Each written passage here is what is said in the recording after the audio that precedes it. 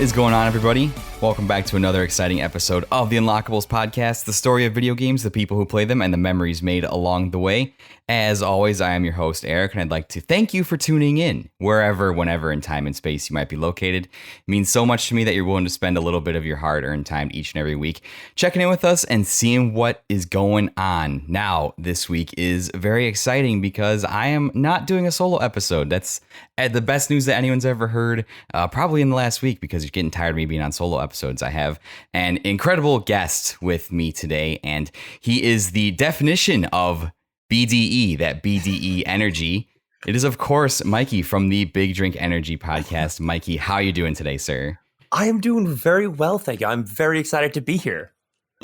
I appreciate you coming on, man. I knew we've been circling each other, in our podcasting group of friends here for some time. So I'm really excited to get you on. You have probably, I'm sure you've heard on every podcast appearance you've made, and also my wife's favorite named podcast out of any of them. So congratulations on that. She likes your named podcast better than mine. So it's absolutely wonderful. But before we get going, we're going to talk about your show, talk about how you're doing and all the projects that you're working on. Just wanted to check in and break the ice. Have you been playing anything good lately? Yeah, so I started a new game today. I got a couple things going on. I'm doing what I have two games for what I call homework that I'm doing like for a podcast. And then I started one for fun today. So for the podcast, my homework, I've been playing a lot of Street Fighter 2 and Tekken 3. Oh. Yeah, I'm going old with those, and so I'm sure we can talk about that later, but I started today The Last of Us for the first time, which is nice. I've been meaning to play it, and I had a poll on Twitter, and I was going to play it the first week of September, and I've just been too busy, and I played for exactly 15 minutes today.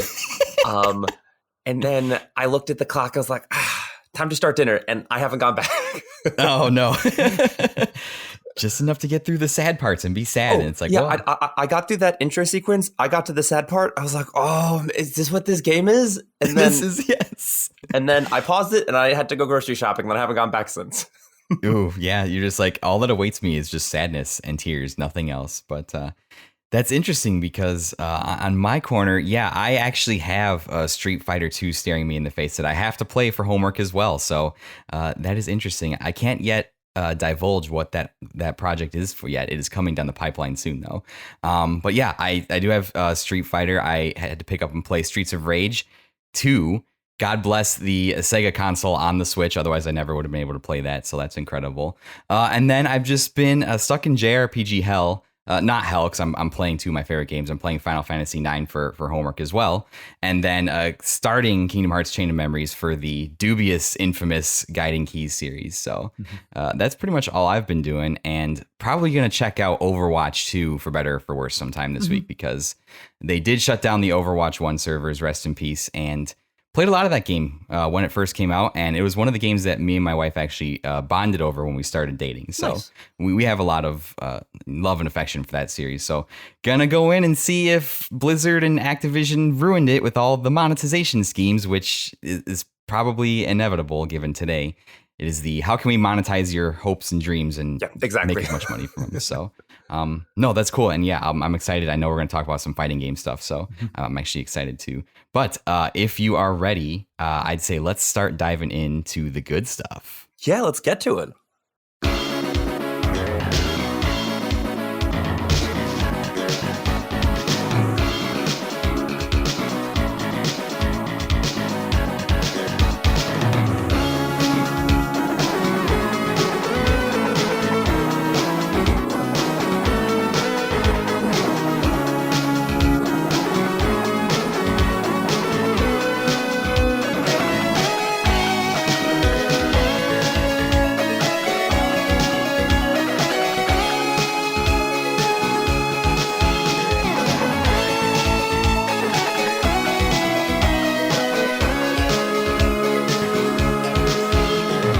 So, Mikey, I just want to first off ask about your show. You host the Big Drink Energy podcast. Like I said, is the best named podcast in the podcast scene. No questions asked. Which is a great show about energy drinks. And then you have two other kind of shows that you have in there, O2 Heroes and Behind the Pencil. Yeah. I can't remember more than three things at once, so it's very difficult for me. I apologize. So I just kind of want to talk to you about, where did you get the idea for energy drinks, and then your other kind of spin-off shows, and where did this whole thing come from? So I used to hate energy drinks. I used to just like not stand them. But then I went to school for education, and I taught for a few years. I absolutely hated that. Long story short, I left teaching, and then it's been my career for the last 6 years. I drive trucks now. Okay. Yeah. So you name it, I've driven it. I think the only thing I haven't driven is, well, like not like on the road. I've done training in it, but like the big 18-wheelers, my mind can't figure out like the way that the caboose works. Just like doesn't do that. That's so many wheels. Yeah.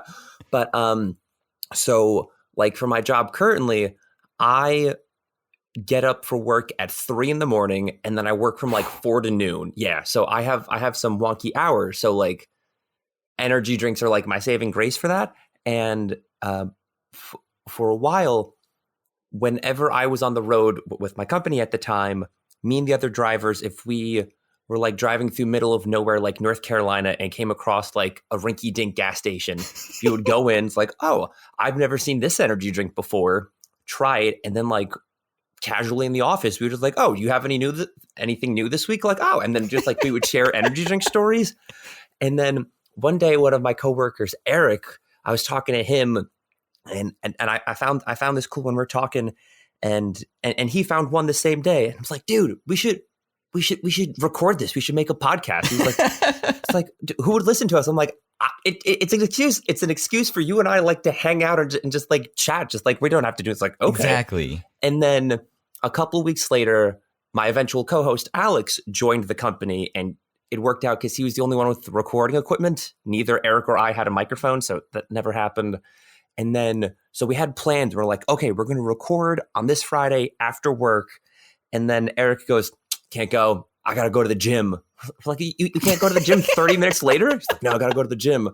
So then Eric immediately pissed off and then wasn't involved at the beginning. So he was like, it was part of his idea. Like he and I came up with the idea together and just like no longer involved with it. And then our new friend, Alex, he came over and he's like the official co-host. Alex and I run it together. Eric has since come back and I think been on 2 episodes as a guest, but I think it's very funny that just like he was on it from like day 0 and then just disappeared. Hey, at least he's still involved in 2 episodes, right? So I mean, that's got to count for something. And no, that's interesting. I didn't ever make the connection because we don't really talk about, or maybe we do in the Discords. I'm just really bad at Discord, and I'll be there for like 1 day and then just check out for like 8 days just because I'm working, and it's just like I don't think to check Discord. Plus, I'm in like 14 Discords, and all the little white dots give me so much anxiety. As like, well, I open it, I see all the white dots. I'm like, well, I'm not talking to anybody today, and just close it.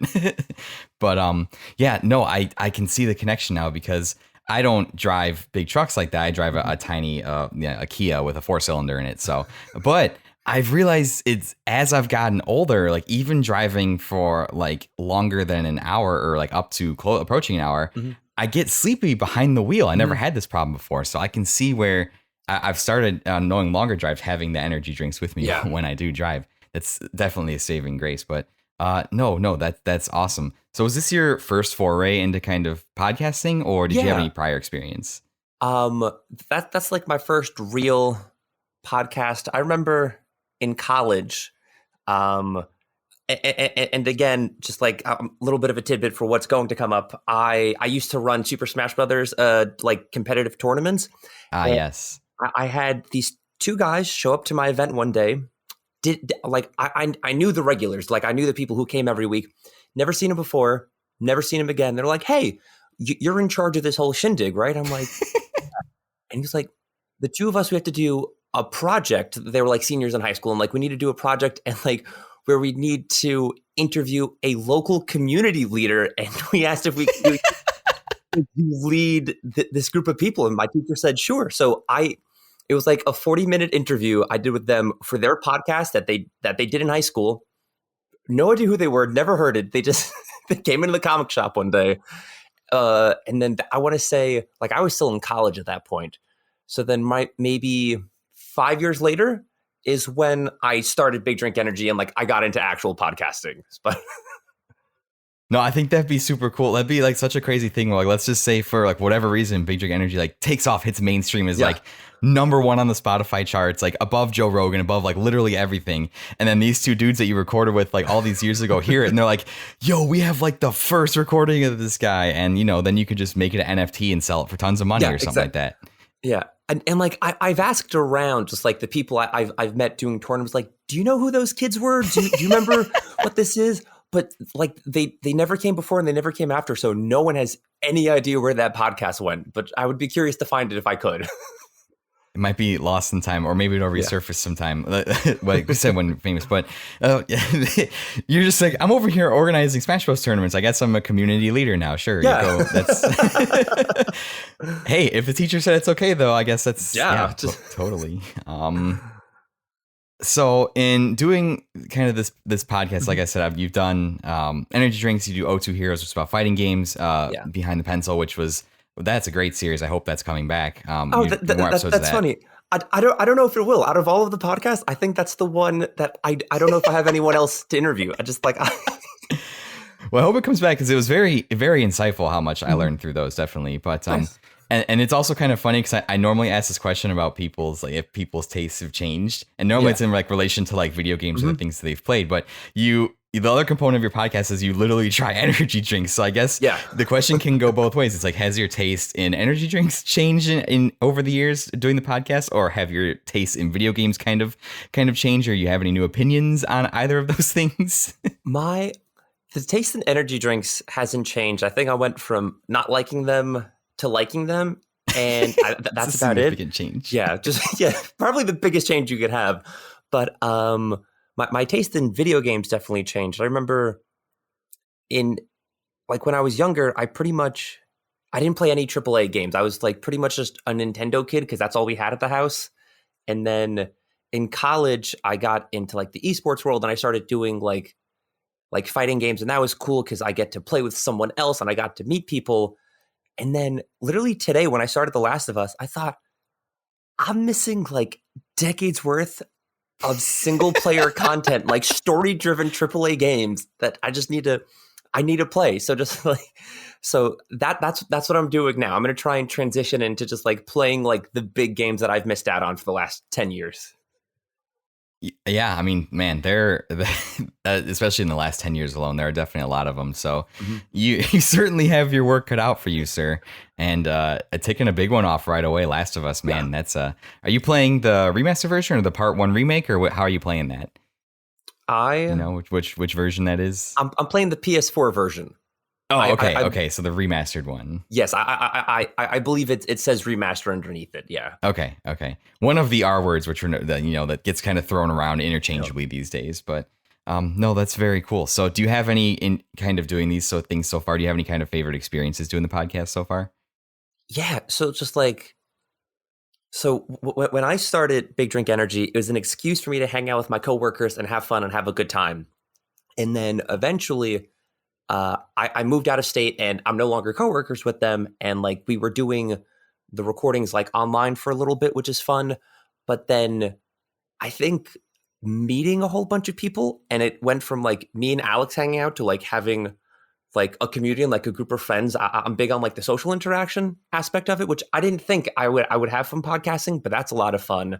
Like I remember I met a whole bunch of people through like the Mario Kart night that we ran one time. Yeah. And Mario Kart night was a lot of fun. And then through that, I just met even more podcasts and just like, I get that doing an energy drink podcast doesn't have a lot of crossover potential, but I've still crossed over with a whole bunch of people. And I think that's super cool. I've even had like other podcasters like Ryan from Listoff, just like he really likes Elden Ring. Elden Ring came out with an energy drink. He was like, screw it, I'm in. I'll do an energy drink episode. So, and my co-host Alex wasn't on that episode, but he texted us afterwards and said it was one of his favorite episodes because it had almost nothing to do with energy drinks.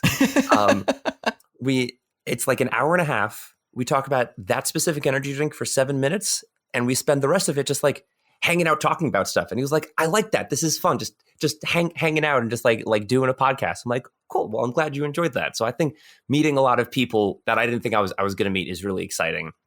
And then most recently, this one sticks out to me again with Ryan.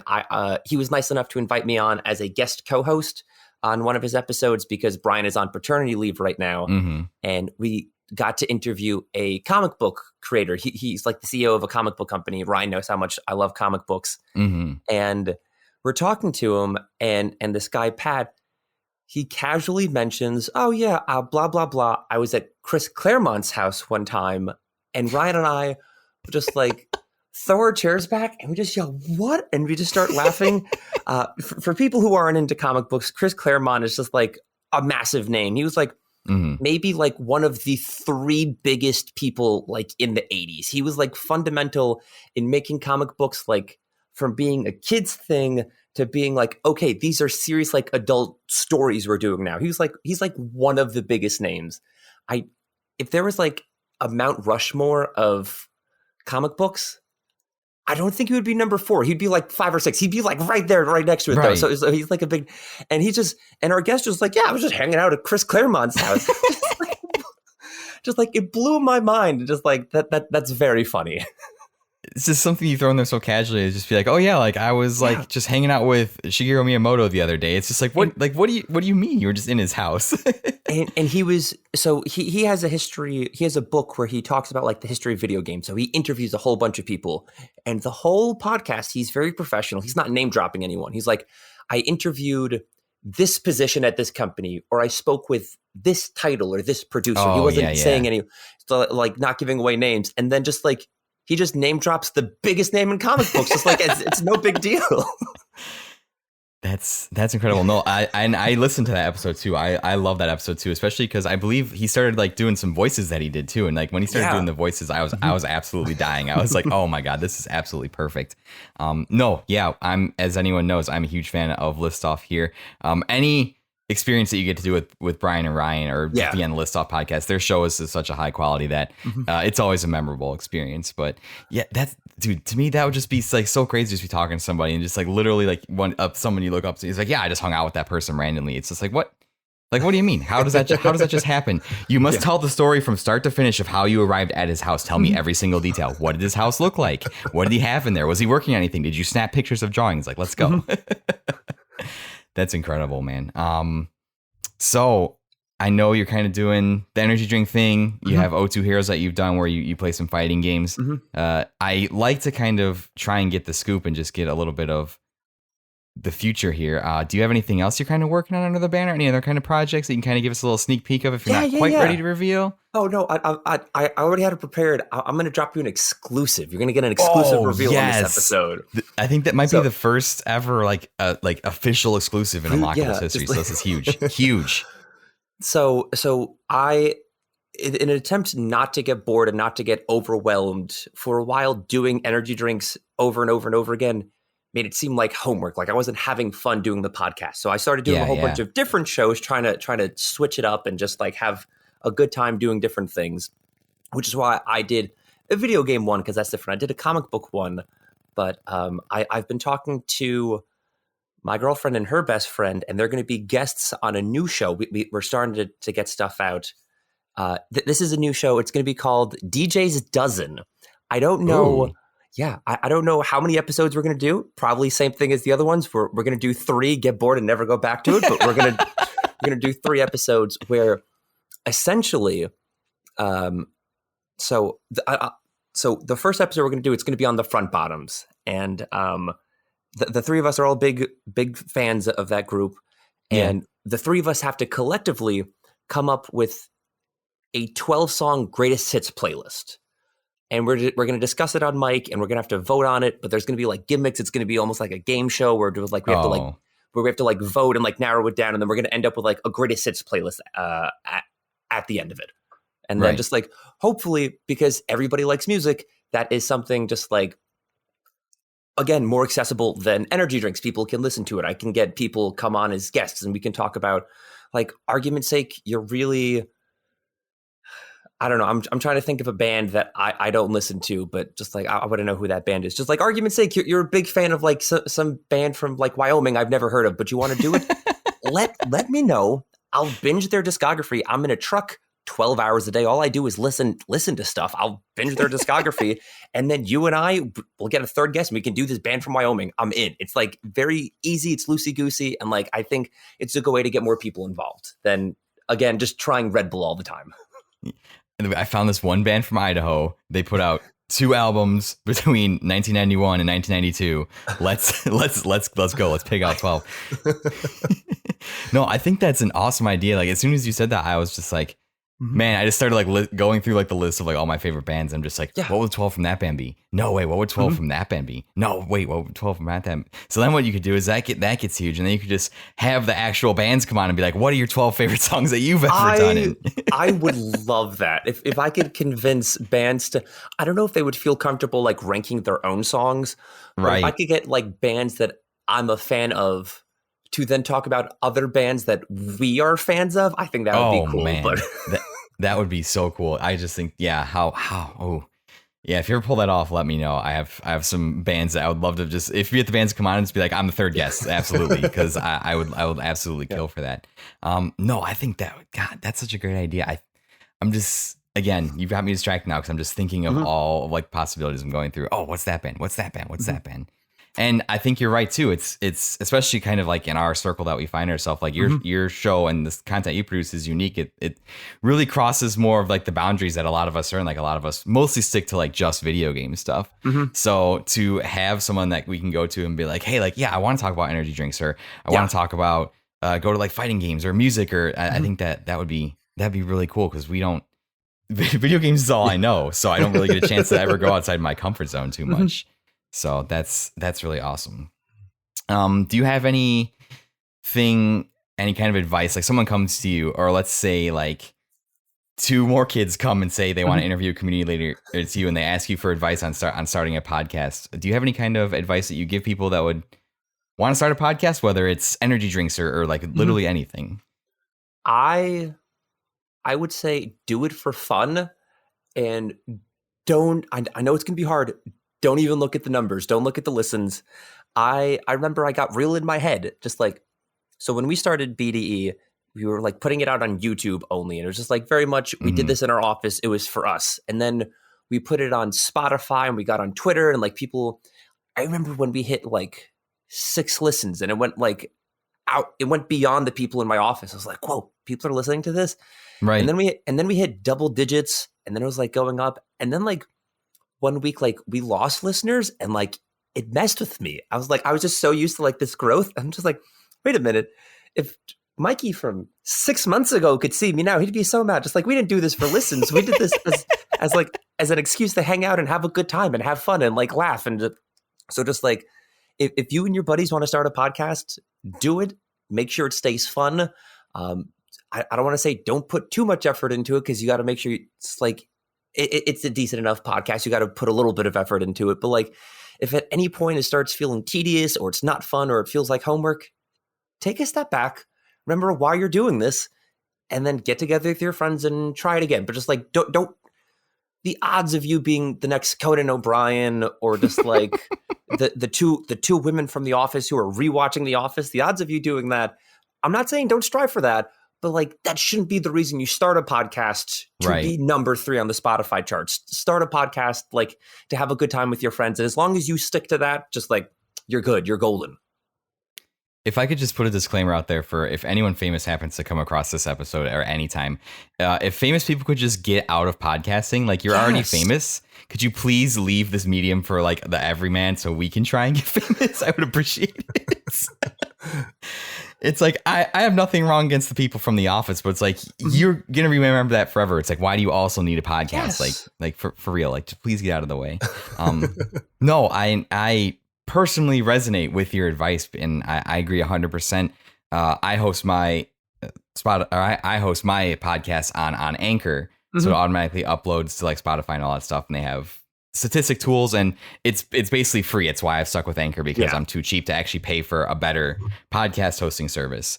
But they have an app, so it makes it really easy to like just have the app open and look at the numbers. And a couple times throughout this journey in my last podcast, Side Questing, I would just catch myself every Wednesday episode comes out. I'm looking at stats. How many people are listening? Are my listens going up? Have people listened yet? Like, how's it doing? And yeah, that can create a lot of anxiety because we're hardwired in our brains to like, numbers go up means affirmation, and we want the affirmation that feels good. And when we're not getting the affirmation that we're used to, or we see it go down, we're like, oh no, what did I do? Did I do something wrong? We tend to overanalyze. And yeah, even like halfway through this year, I was doing that, and I like had to like log off Anchor and just be like, I'm not going to look anymore. I'm not going to look. And I think you need to realize too that if you go to start a podcast, that you're going to have up weeks, you're going to have down weeks. Like some people maybe just didn't get around to listening one week, or maybe the thing you talked about wasn't popular with a certain group that you listen to, so they're just not going to listen to that episode. And like, that's okay. That's not an indictment on you. It's just like certain people like different things. So Yeah. no, that's really good advice. The numbers and the listen thing is, I think, something that literally everybody struggles with. And when you start to worry about that, it kind of like affects the way the content that you put out, because then you're just trying to record things for likes and listens and numbers, and you're not being true to yourself. And I've caught myself a couple times doing that. So that's an awesome lesson to remember. It's not always easy, especially, and I understand too. It's like you record things because you want people to like stuff, and you want people to listen. You want to share your likes with people, and when you don't see that, you're just like, well, why am I doing this? But if you really take it from the angle, it's like, hey, I'm doing this for fun. I'm talking to people I really like I've met all these awesome people, so of course, like I want to record stuff with them. I think that's definitely the right way to go too, and then things will fall into place after that. Yeah, exactly. Yeah. Yeah, and then you just get better and you learn, and you learn things every episode that you didn't know, and it comes into a culmination where you're yelling about Kingdom Hearts stuff for 4 hours, and then you just go crazy. But yeah, that's awesome, Mikey. I appreciate you kind of giving me insight, a little bit of your show here. Before we start talking about video game stuff and going on to that, is there anything else you want to mention about your shows or anything else that you do? Let me see here. I'm going through my notes now, and no, not really. We covered most of that. I dropped the exclusive. That was like the big thing I have. I don't Huge. know. I don't know when that's coming out. It's just like it's difficult to get all three people's schedules aligned. Oh yeah. But hopefully that comes out, and if that's received well, and just like. So, another bit of podcasting advice I have. My philosophy to podcasting is never say no. So just like if people legitimately, like if someone was to come to me, like there's this band that has 2 albums, they're from Idaho from 91, 92. Do you want to do it? It's like, of course. Just like that's an experience. Just like I get to listen to a band I've never listened to. I get to either be on mic and hang out with like a podcasting friend I have, or get the experience to meet someone new and do that. And just like, I'm not going to tell them, no, I won't do that band. No, you can't be on my podcast. Just like, if there's an opportunity, just go, screw it. I'm in. Just like, let's do it. So just like, so that's another bit of advice I have for that. But as for DJ's Dozen, I don't know when it's going to come out. I'm hoping by like, we're already in October, so I'm hoping by like Thanksgiving, I'm hoping we can like either this month or next month, I can get everybody to do that. But like that should be coming up at some point. Just like all the games, you could just delay it into 2023 if you have to. It's no big deal. Everyone's doing that these days. No, that's also really good advice. I had a point I was gonna make, but my mind totally just went blank all of a sudden. Like it completely blanked out. Never saying no. No, yeah, I agree with you on that too. That's great advice. Like for me, myself, I really like to stay inside my comfort zone. So I like to talk about games that I know, and I like to talk about other people about video games. But over the last couple months, some projects I've been working on, I don't consider myself a retro video game player, but I've been asked to come on and do some retro video game stuff. And even though it's outside of my comfort zone, and I was really nervous because a lot of the people I was doing stuff with are really knowledgeable, and I have a very high regard for people in the retro video game space. And I was just like, oh, if I come on and I have these stupid opinions, I'm going to get judged because these people know retro games so well.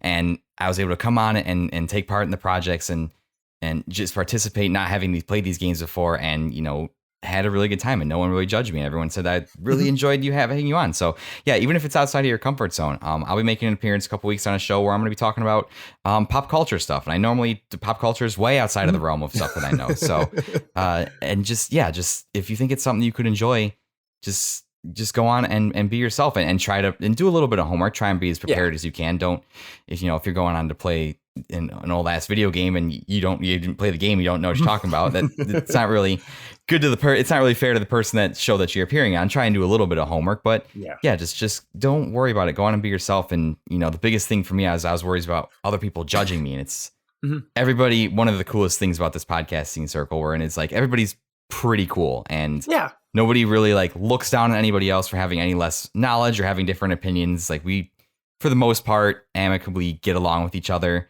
I don't see the private Discord messages and stuff, so people could be shit talking each other in the DMs. That's always possible, but yeah, just don't ever say no. The hardest guest appearance is always like the first one when somebody asks you to come on. So once you get past that one, it's great, and doing stuff with other people is like the greatest thing ever. It's so great. Which is really why I wanted to base Unlockables like around guest appearances, because my old shows, I was like, oh, nobody ever wants to come on and do it. And so I did most of that stuff by myself. And when I started this project, I was like, I want a majority of my episodes to like have people on and just interview them and talk to them. So yeah, don't ever say no. Just do it, I believe is what Nike says. Please don't sue the podcast. I think I just heard a cease and desist lawyer come to my doorstep. But no, Mikey, if you're cool, let's jump into some video game stuff next. Yeah, let's do it.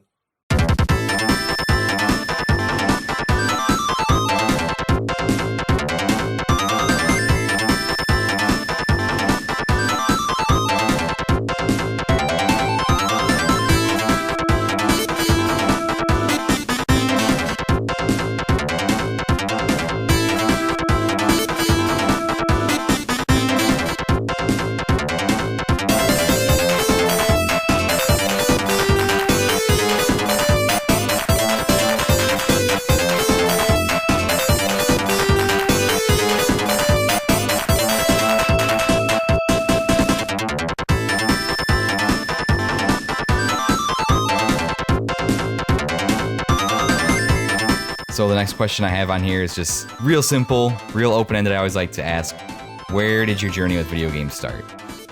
So, as you mentioned previously, if you're going to be a guest, make sure to do homework. Make sure you know the game you played. I did a bunch of research into this, trying to figure out exactly where it started, and I have two answers for you.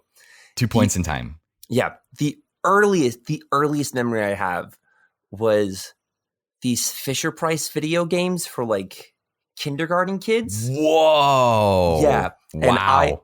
And I had to I spent way too long today trying to find those games, but I have them here on my phone. Let me get them. It was I was about to Google them and said it took a long time to find them. It was the Fisher-Price Great Adventure series. There was 3 of them. There was Fisher-Price Castle, Pirate Ship, and Wild Western Town. I can't tell you a single thing about any of these games. I just remember having them as a child, and that's it. I was going to say, God. They must have been fun, but just I don't remember anything about them except that they existed. And that's like my earliest gaming memory, you know? Okay, yeah. So I look up, I see the games, and I see there was an actual line of toys as well. Yes, yeah. And they had that castle, which I remember I didn't have it as a kid, but I saw it as a kid. Like this castle was like in the preschool playroom where I play. Oh my God. Yes, exactly.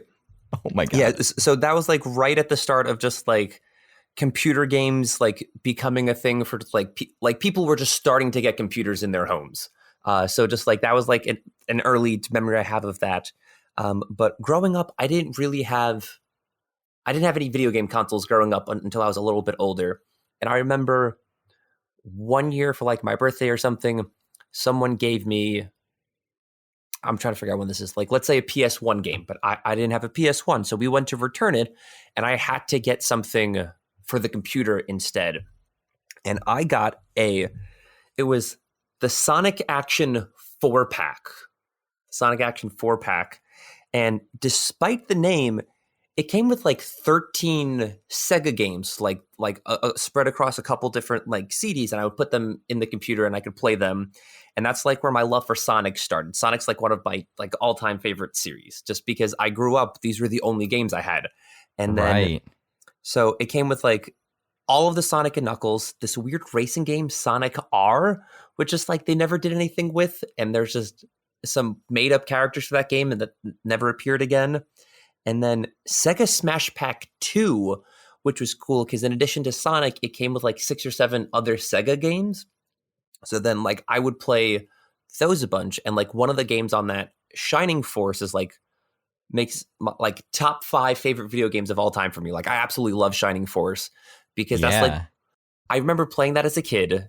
I remember playing that in high school. I remember playing that in college. And it's like one of those games that like when I first started, I was like, oh, this is fun, but I wasn't like necessarily good at video games. I didn't understand how strategy, how leveling up works, and how I can't just like run into it. It's like a strategy RPG. And as I got older, I kept looking at it and like I was like smarter. I'm like, oh, I know I need to use strategy for this. And I thought it was like Right. cool that I played as a kid, had fun, but wasn't good. Played a little bit older, still wasn't good. And like I beat it for the first time in like senior year of high school, freshman year of college, maybe. And I've been playing Oh, it on and off nice. since I was like 6. But just like the thing is, I would play until I got bored, put it down. 3 years later, it's like, I don't remember where I am. I don't know the story. I'm just going to restart it. And I did that like 4 or 5 times before finally beating it. But just like, because I played Shining Force like for like 20 years now, 22 years now, just like, I've only beaten it once, but I've been playing it for 20 years. Like it's one of my favorite games. And it came with like that Sega Sonic CD collection I got because I had to trade it in. Right. No, I looked it up and I actually managed to find it on eBay. Someone's selling it for $80. The Sonic 4-pack? Yeah, it says Sonic Action 4-pack. It's yellow on there. I see it has Sonic and Knuckles, Sonic R, Sonic CD, and then it has Yeah. the Smash Pack 2 on there, and with 7 classic Sega hits on it. Oh my god, the sticker is still from Best Buy on there. It says $14.99. They're selling it for $80. Holy cow, I didn't even know something like this existed. That's wild. What a deal though. $15 and you get like 13 games. Yes, I know. It was so good. Man, and now they won't even give you one game for $70, a completed full game for $70, and they were giving away 13 games for $15 back then. Man, inflation has been absolutely terrible. So has gaming kind of been something you've carried throughout the entirety of your life? The question is, what has it meant to you in your life? But I guess I should ask, is it something you've kind of stuck with throughout your life? Like, what has it kind of meant to you personally? Yeah. So it's evolved as like to what it means to me, like over time. Like when I was little, I played the Sonic games on the computer. I had fun. And then like I would go to a friend's house and they had video game consoles that I didn't have. And that was fun because I would get to play games with them. And then when I got older, I eventually started like running video game tournaments and I met a whole bunch of people through that. And I ran events for years and I did a whole bunch of stuff with that. And like, that's a whole set of experiences that like I didn't think I was going to get when I first started playing video games. I think that's a lot of it, like a whole group of experiences that a lot of people don't get to experience because they're not like interested or involved in like the esports scene. But I thought that was like a really unique way of like meeting people and like I made a whole bunch of friends doing that. I did it for years. We would hang out every Sunday in this basement of a comic shop and like we had a great time. And like I used to like travel to go to tournaments and people, I remember one time this dude came from West Virginia to go to one of my tournaments. I'm just like, dude, what are you doing in this comic shop basement? You're in West Virginia. West Virginia. Yeah, he was like visiting his mom or something. He was like, yeah, I saw the Facebook post, so I'm here. Let's hang out. And just like nobody ever talks about West Virginia. Sorry about any listeners in West Virginia that I may have offended. No, I think he's like literally the only person I've ever met from West Virginia. I unfortunately don't remember his name. I just remember him being a guy from West Virginia. But it's like it's wild that just like specifically with like the Smash Bros community, and I'm sure it's the same for like other games, but this guy came from West Virginia, had a great time, hung out. We were friends for that day. Never saw him again. I know plenty of people who like will go to California for a tournament and they will just like post in the California like Facebook group for Smash Bros. Like, hey, I'm coming for the weekend. like hotels are too expensive. Does anybody have a couch I can sleep on? And like dozens of people respond, hell yeah, come on in. Just like you play the game, instantly a friend, and like they'll just hang out and like do that. I think that's super cool that there's like this level of camaraderie between people playing this like one set of games that like then translates to like real life like events and stuff, which I think is like a unique experience as compared to just like I've done like a plenty of like online gaming, but I think there's like something Right. about going to an in-person event, having hundreds of people there, everybody just like being excited about the same thing. It's kind of like the same feeling you get going to like a midnight movie, and like everyone's there for the premiere. You know, everyone's excited about the same thing. You're just all Right. ready to like have party and have a good time. It's like that, but with video games, and I think that's really cool. That's so crazy that people were just like, yeah, just come sleep on my couch. I don't try.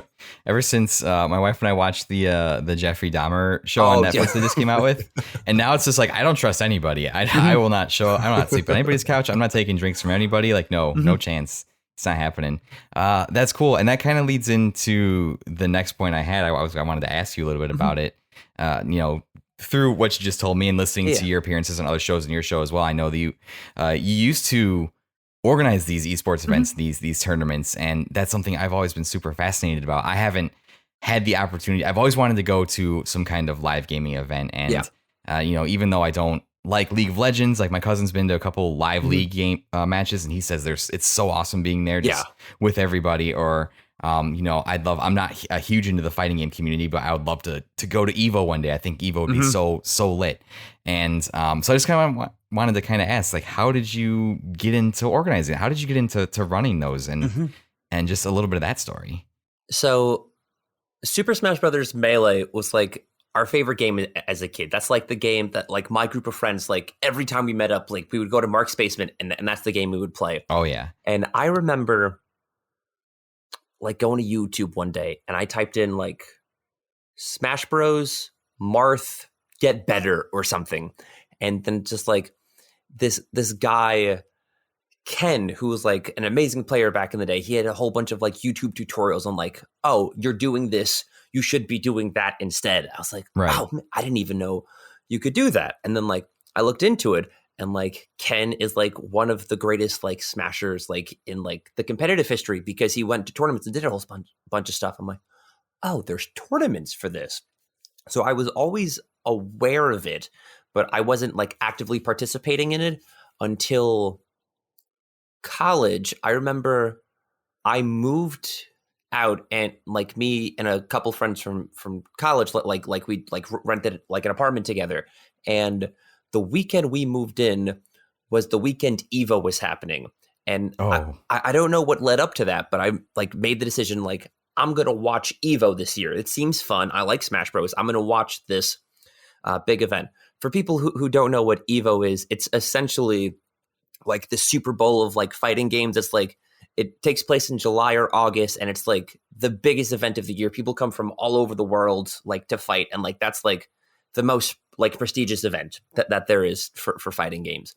And I remember it was a mess because we're like we're unpacking stuff, we're getting stuff set up, and like we had to schedule the cable company to come and put Wi-Fi in like the day we moved in, because we were moving in the day Evo started.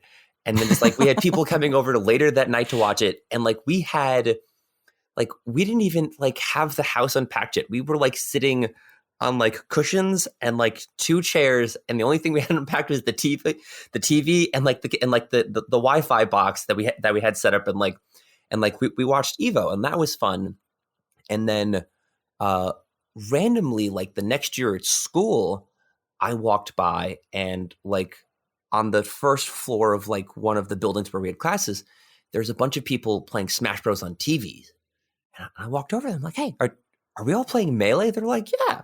So like I hopped in, I played a couple of games, like, oh, this was fun. Do you do this a lot? They go, we have a tournament every Wednesday. I'm like, every Wednesday? They're like, yeah. Wow. Yeah. So I started going to that every Wednesday. And then I remember seeing a comic shop that I used to go to. They were hosting, it was Smash 4, the one for the Wii U at the time. And they had a poster in the window saying, just like, come to our comic shop. We're doing events for this. And I wanted to pitch doing Melee instead, because that that was a little like that's the game I liked. So Right. I walked in there with Ian, who is the first guest on the Behind the Pencils podcast. Clearly, just like the two guys on the comic book podcast, we went to the comic book store and we pitched like, hey, can we run this game instead of that game? He's like, we're not even running the other game anymore. By all means, Sunday mornings, it's yours. So I ran events every Sunday from like noon to 6, and I did that for 2 years just because I saw a sign for it and I liked my game better than the game that they were running. And he was like, sure. And then we did that, and like between the comic shop event and the college campus event, it just like the two of them started doing a lot of like crossover. People would go to both of them, and we formed like our own little like community that was cool because so I'm stuttering, but I'm from New York, and like Saturdays, like the big events would take place in Manhattan. It would take place in the city, and like top players would go there. That's the big deal. But like we didn't really do that. Argument's sake, they were the equivalent of Joe Rogan, and I'm over in like my little comic shop basement on Sundays doing like my indie podcast bullshit. And just like it was cool because we didn't have a very large community, but we had like a group of friends, and like we were all around the same skill level. So like some players were really good, but like we just, again, it was an excuse to hang out every Sunday afternoon. And like one of the coolest things about that is we would all, like the tournament was over, we were all done. A gaggle of like 16 of us would walk 3 blocks, and we would always go to Wendy's for dinner when it was over because there was a Wendy's a couple blocks away. And just like, hell yeah. And that became like part of the tradition. And like sometimes people would come to an event and then like leave, and then just like whether or not like you were like, I don't want to say you were in because that makes it sound like you were cliques, but like when you were accepted as like, you're one of us now, you are a friend, just like you're part of the community, you're ready to have fun. It was like when they felt comfortable enough to go to Wendy's with this group of 16 strangers that they'd never met. That was like the cool, you came to Wendy's, you're cool now, you're one of us. And like that was, I don't want to say hazing because going to Wendy's isn't like that big of a deal, but that was like the final test of like, oh, cool. You have accepted us as like, you want to be part of this community. You come to Wendy's, now you're in. I think that's really cool. Wendy's was the rite of passage. Yes. That's exactly the word I was looking for. Yes. This is the easiest cult induction I've ever been to. It's just I just have to order a Baconator. That's really easy, man. Wow. We so we used to, after every 6 months, we would do a ranking of the 10 best players who would come to them. And I remember one ranking period, it was a Wendy's themed like graphic image at the end.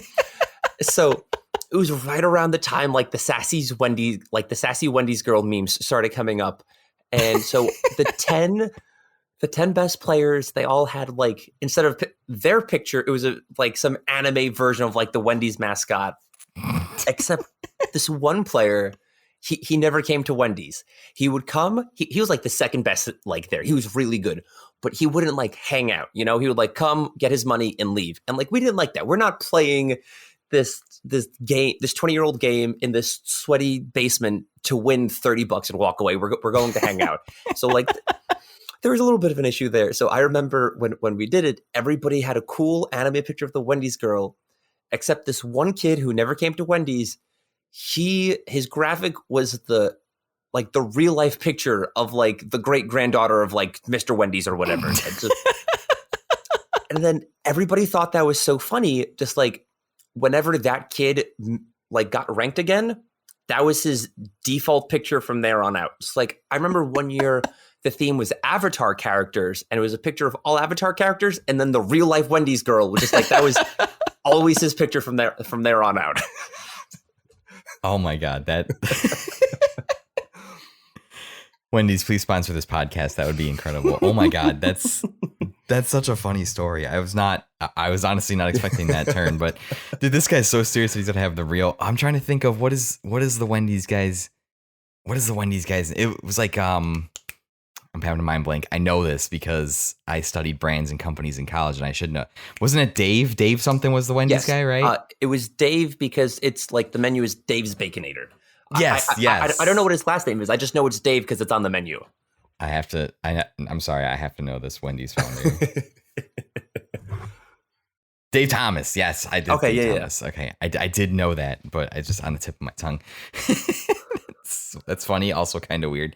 Man, I gotta say those are like those college times and like that time kind of around there right after is it really is a magical time. We won't sit here and argue about whether college is worth it. I think that's a different podcast for sure. And if it's worth taking on hundreds of thousands of dollars of debt to get a piece of paper that says you're smart, whether or not it's worth it, that's like I said, that's another thing. But I think the cultural and the experience you get and the people you meet are certainly worth that price. I remember my first year when I lived in the dorms, you know, I got on campus. I came from a really small school in a farm town to living in the city of Chicago. Classmates, I have 5,000 classmates all of a sudden. It's absolutely nuts. And I get into the dorms. I'm a little bit timid. Like I don't know people that well. And I've always gamed, like gaming's been part of my DNA, but I don't know if people like it to the same level that I do. I don't know what these people are like. You know, I've been in a small farm town my whole life. And, you know, the first night we kind of have like a floor, like get together, icebreaker. And then the one guy's like, all right, I'm going back to my room. My door's open. Come play Call of Duty Zombies. And I'm like, what? I'm like, we're doing this. And so from then on, like everyone just had their doors open and like we'd be playing Call of Duty Zombies in one room and across the way they'd be playing Mario Kart. And then like the room over here would have sports on. So you could like run over here and like go see what sports are going on.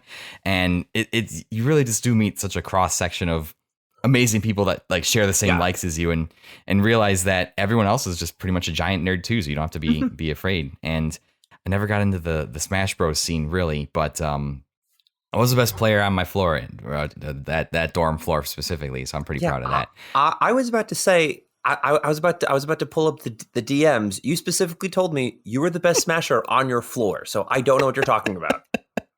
That was a different lifetime ago, Mikey. I don't know if I don't know if I'm that same man anymore. That was like, you know, the retired boxer coming out of retirement. I was never that good, but yeah, and we would have our kind of same late night tradition too. We'd have, you know, we'd play, we'd be up, we'd be drinking, having a good time, whatever. And it's the weekend, you know, it's Saturday, you don't have to get up, and it'd be like 2, 3 in the morning. And outside of our dorm building, there was this famous location in Chicago, right off of the highway. It's called Jim's, and it's this just square building. It's you walk up, you order, and like they're making the food right there. It's just like this like hole in the wall place run by, you know, the like coolest Polish dudes you'll ever meet. Shout out to Poland and Polish dudes.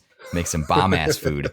And you could go at like 3 in the morning. It was open 24 hours, and you would just, you know, they'd have Polishes and bratwurst, and then I like to get a burger, and they just hand you like the biggest, greasiest burger, just like loaded with onions and that you'd ever have. And oh man, it was just that we did that every time after we were done playing. Like, all right, we're gonna go to bed, but first we gotta make a pilgrimage to Jim's. It's tradition.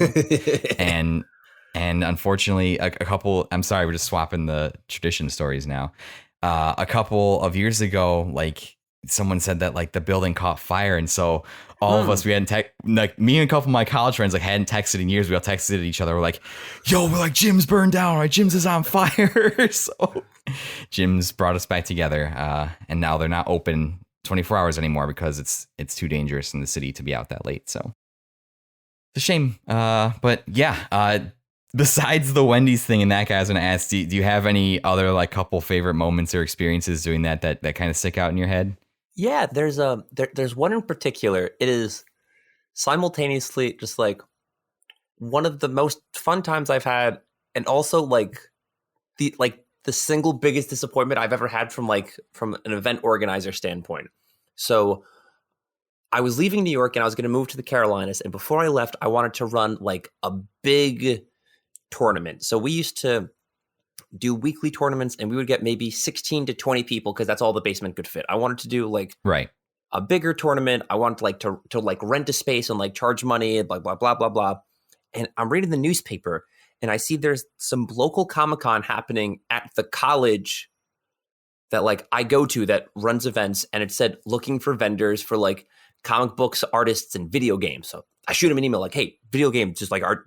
Can I run a tournament? Like, that's perfect. We were looking for people to run a tournament. We were looking to run Street Fighter, but if you're interested in Smash Bros, we'll run Street Fighter and Smash Bros. I'm like, perfect. Nice. And so these guys, they have a whole plan, and I'm going back and forth with them. And this was going to be like my farewell tournament. This was going to be like the big deal. This was going to be like a thank you, New York. You're awesome. This is what you get before I leave. Yeah. And then little by little, the guys running the convention, they're just like, oh yeah, you know what? We can't do that. Oh no, we can't do this. I know we said we were going to do X, Y, and Z. Can't do any of them. You know how you said you wanted to do 1, 2, 3? You're not allowed to do those either. And then it was supposed to be like a 2-day event. And they promised me like they were going to advertise and a whole bunch of stuff. And they were going to get like hundreds of people to come. I'm like, great, because it has to like last 2 days. They did no advertising. No one showed up. Everybody who was there was like people I brought.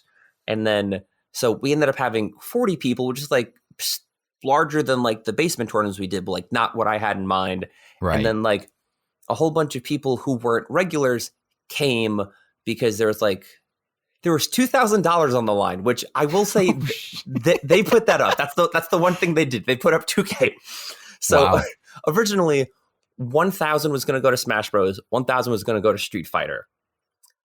Either no one signed up or they couldn't find anyone to run Street Fighter, so they just outright canceled it. And they go, Mikey, you get the extra $1,000 now. I'm like, great, nice. And like, I'm thinking, there's $2,000 up for grabs. This will get people like to come in, blah blah blah.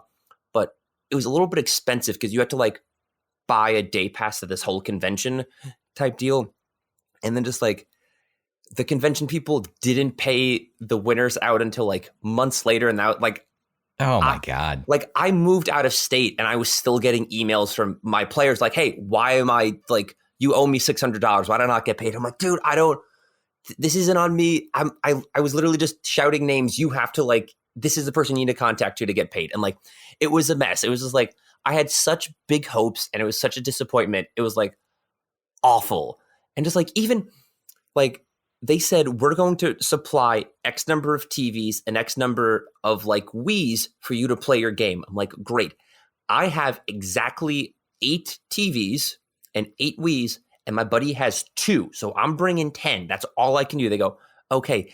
They didn't bring a single TV. Everything we had there were the only ones that I brought. Like they didn't provide me anything. Man.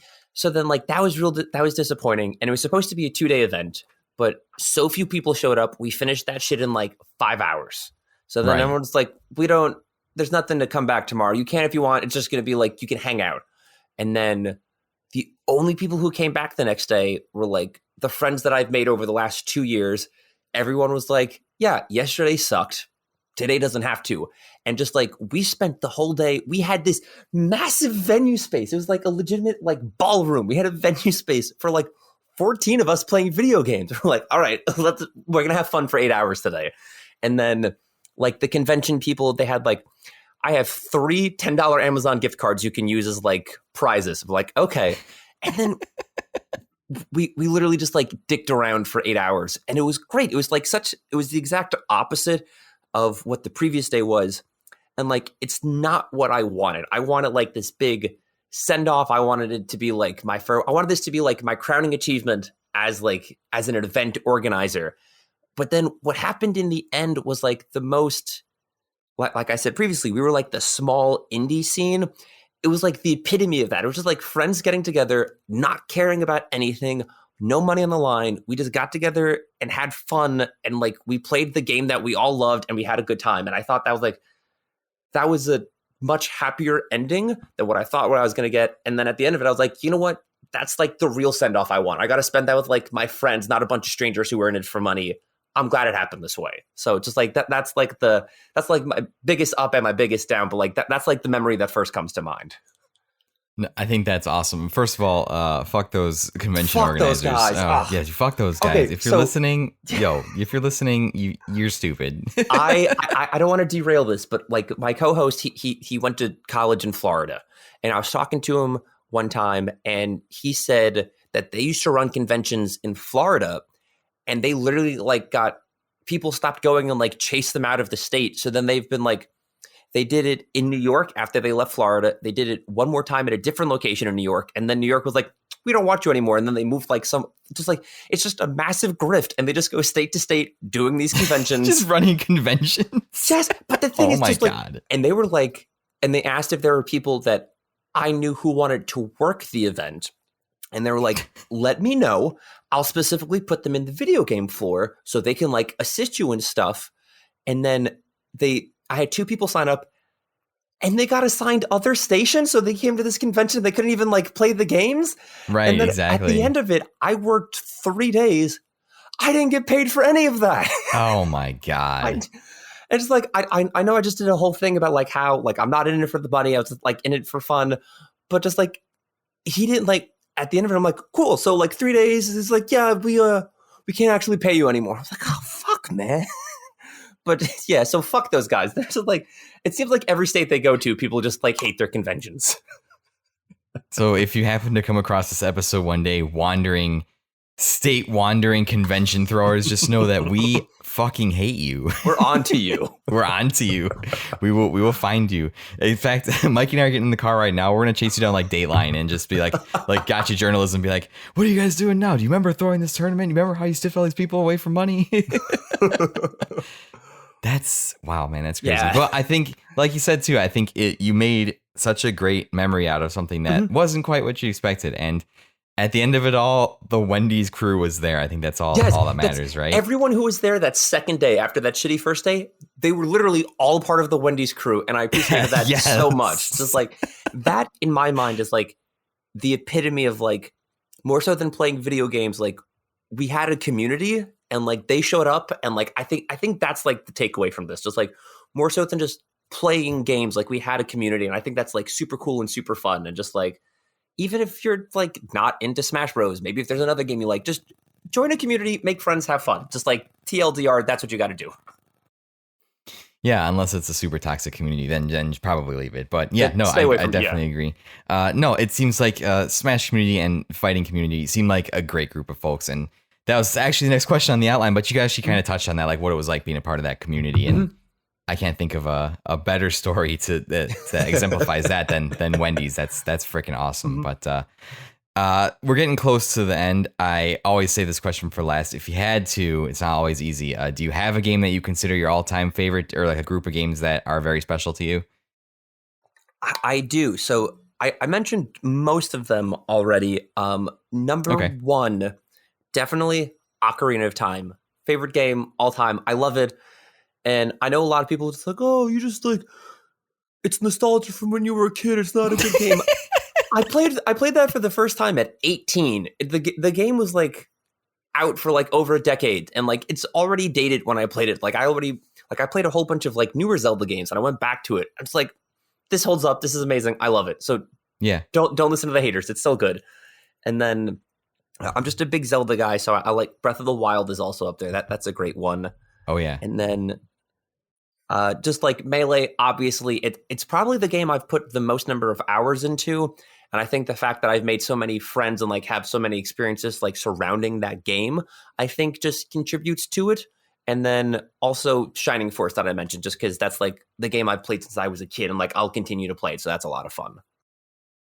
Great list. I can't argue with the Ocarina pick. That's all time great. Would explain why my upcoming episode that will be a week old when this episode launches, but I asked for music submissions and you very quickly gave me a track from Ocarina, so that pick makes sense now. And yeah, no, I have a lot of memories. I didn't play as much Melee, but I have a lot of friendships that were formed around the competitive the battles that we had in Smash. So if you can find people that like to play Smash and enjoy it, that's a great way to make friends. That's some of the ways I've made some of my best friends to this day is through those battles. So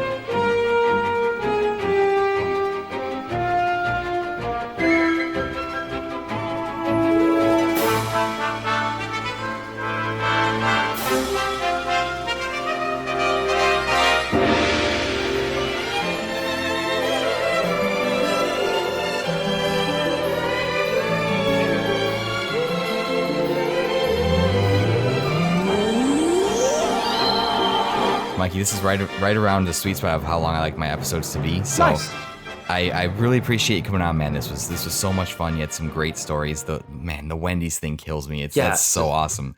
That's so cool. But I like to give you this time at the end of the episode. I say, I think I literally wrote it in the show notes. I say, if you got snake oil to shill, if you're selling alternative cures to medicines, memberships to any kind of cult, like this is your time to share whatever you have. I am actively taking applicants for my cult. The only thing you have to do is show up to Wendy's, and that's fine. Just take a picture of you at Wendy's and tweet it to either at Mikey Tabletop or at BDE Pod. Instantly in the cult. I'll shoot you like a little thank you text or something. Just like I'll send you like I'll send you the picture of like the anime Wendy's girl. If you join the Wendy's cult, I'll send you that. But I was going to say, just like, yeah, you like if you're into energy drinks, cool, you can check out my podcast. Even if you're not into energy drinks, my co-host explains it as it's like Hot Ones, but with energy drinks, where it's not actually about energy drinks. It's kind of just like the vessel for starting the conversation. Right. I will say, like the earlier episodes, very much we review energy drinks, but as we progress, it's just like, do we really want to talk about energy drinks? Like I said, the one I did with Ryan, we talk about it for 7 minutes, and then the rest of it is just like he tells a story about how his kid just like was stealing from a farmer's market, and just like because that's where the conversation went. So like the more recent episodes are like that. I definitely have more 0-2 heroes coming up.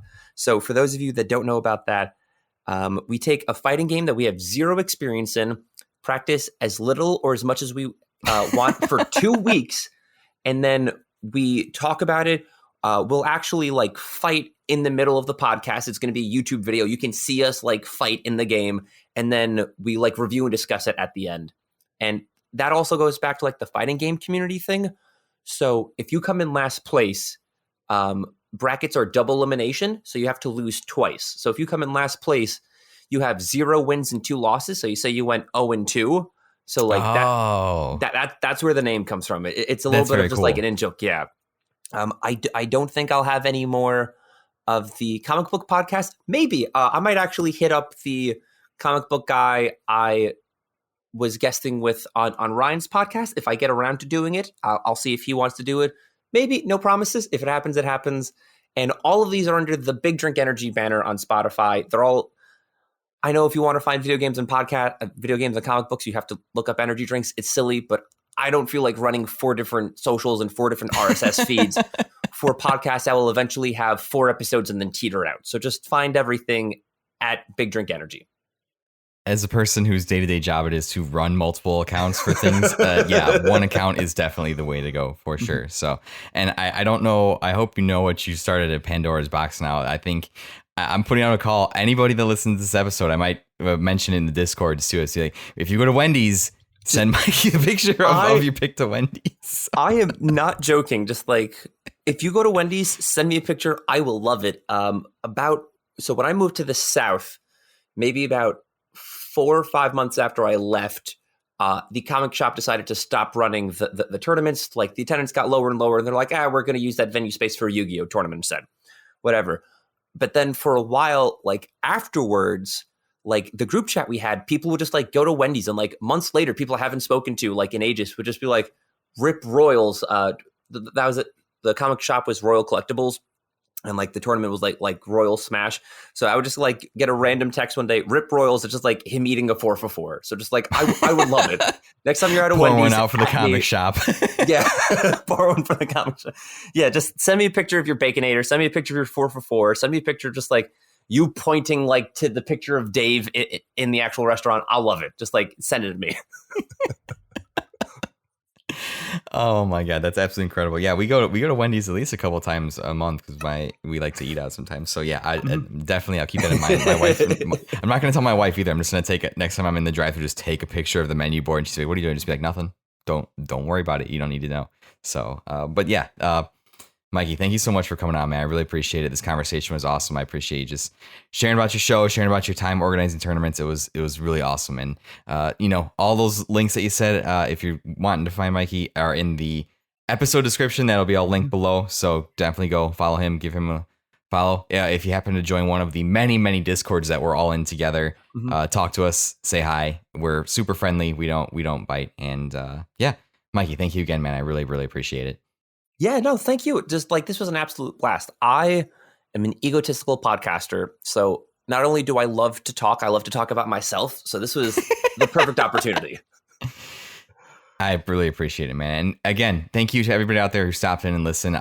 As always, every week, I really appreciate the time you take to stop in and listen to me stutter and forget my thoughts and not complete sentences. It really does mean a lot to me. And as always, because I don't have a way to end the show anymore, I really need to come up with an outro. So if you happen to find yourself in a Wendy's, just tell them that Mikey sent you. Take it easy, everybody.